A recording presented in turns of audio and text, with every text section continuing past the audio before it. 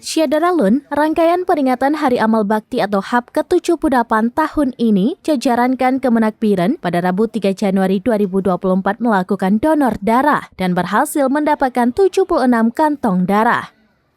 Kegiatan donor darah kerjasama dengan UTD RSUD Dr. Fauziah Biren berlangsung dalam area kantor Kemenak Biren dan juga bagian depan.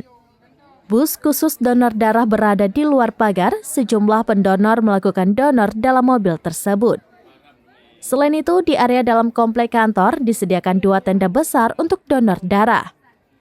Pendonor selain jajaran Kemenak Biren juga ada dari kalangan kampus, anggota Polres Biren, dan lainnya.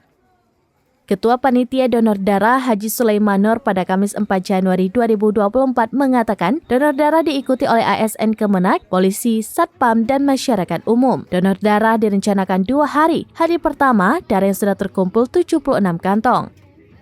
Dengan dilaksanakan kegiatan ini, diharapkan mampu meringankan beban orang lain yang sedang membutuhkan darah. Sulaiman Nur menambahkan, hasil donor disumbangkan ke UTD RSUD Biren untuk dapat membantu pasien yang membutuhkan.